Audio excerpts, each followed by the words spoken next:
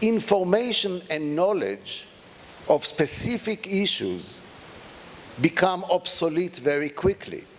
And therefore, what we need to focus is not giving information, but rather providing the tools to deal with a changing environment. A changing environment, providing the tools to search, to find information, because information should not be taught in class.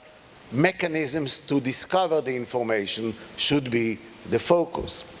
Now, it also requires a cultural change in the sense of promotion of innovation culture.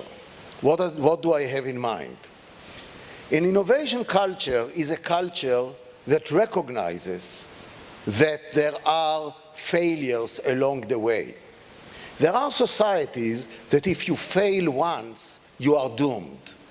If you fail once, you are fired. We need to encourage experimentation and also understand that there are setbacks. There are no failures, there are setbacks. Somebody wise once said, if you try, you may fail. If you don't try, you have failed. And I think this is the approach that we should really instill in the cultural issue. Third, for a long time, societies defined their objectives as maximum growth. We have learned that this is not good enough. It needs to be sustainable growth. But then we have also learned that if you have growth which is not shared through the society, you create gaps and social tension. And therefore, I would always say, when we speak about let's promote growth, we should also insist that it is sustainable and inclusive. What does it mean, inclusive? It does not mean a society in which you provide transfers from the rich to the poor and that's it, because this may destroy incentives.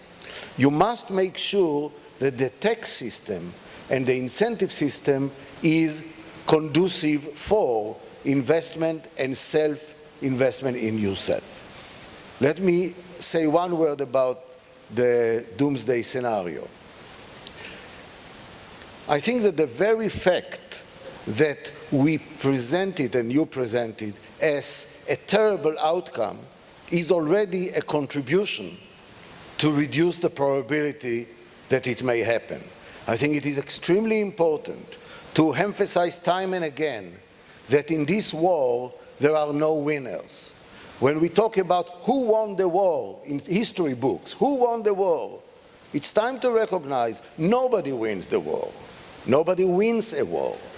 Now, if we believe that there is any rationality to mankind, it means that wars, if they happen of this type, then they come from miscalculation, because any calculation will not bring it about. How do we ensure that miscalculation is minimized? I must say, again, transparency, cooperation, communication, and emphasizing the impossibility of the doomsday scenario, which by itself will contribute to reduce that doomsday scenario. And finally, to our friend from Azerbaijan, I'm glad to hear that you came to what you do from the entrepreneurial sector. We have learned, and the experiences of centrally planned economy demonstrated it time and again, you cannot have successful economic performance for a long term without a strong entrepreneurial sector, without a strong private sector. And therefore, policies and orientation must be business friendly. There are societies in which business is viewed as the cow that gives milk to the government. This is not sustainable. So the entrepreneurial system is important, and this is the agenda for business schools. I think that that's where it should be. There was final remark about the dollar. I don't know if you want me to spend much time on it. Probably not. Thank you.